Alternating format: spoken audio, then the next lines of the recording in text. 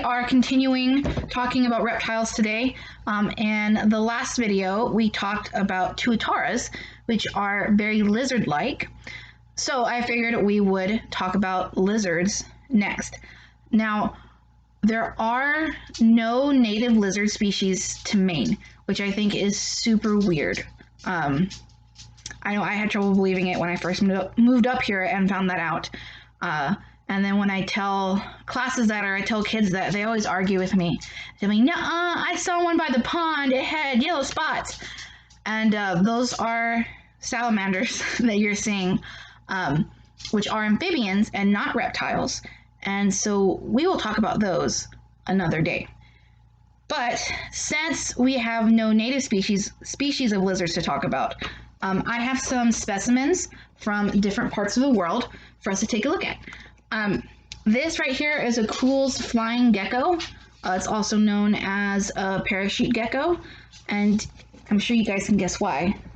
If you look, you see the flaps of skin here. He has flaps of skin on his legs, and very webbed feet. So he has skin in between his toes and this flat tail. So he uses all this extra skin to kind of spread out. And instead of flying, they don't fly, they glide, which helps him get from one tree to another without actually having to go all the way down to the ground, which takes more time and also makes him more vulnerable to predation. He can glide from one tree to the next, which I think is pretty cool.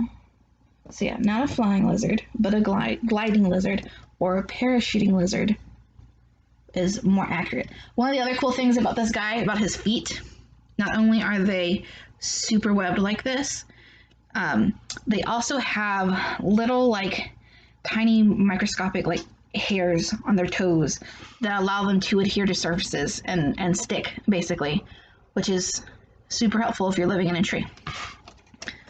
So that's the flying gecko.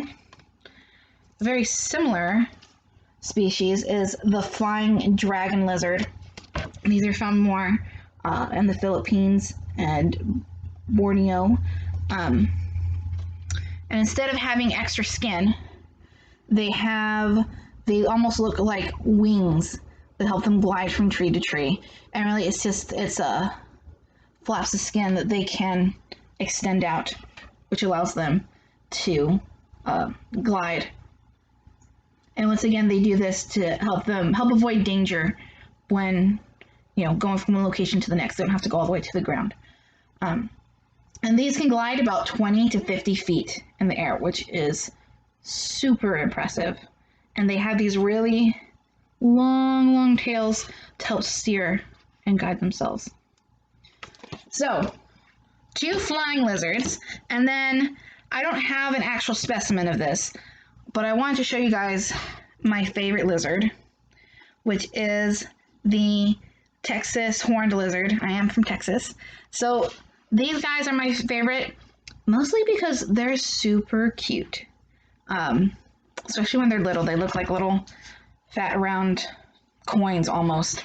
And this round body makes them look kind of toad-like, which gives them their other name, which is the Texas horny toad.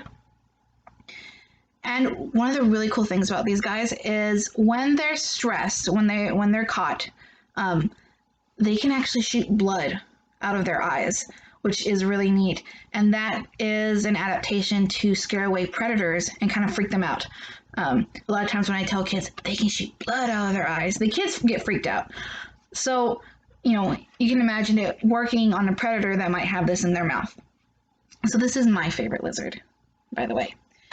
All right, so that's a real quick overview of some of the lizard specimens I have, and we will move on to another reptile in the next video. Bye.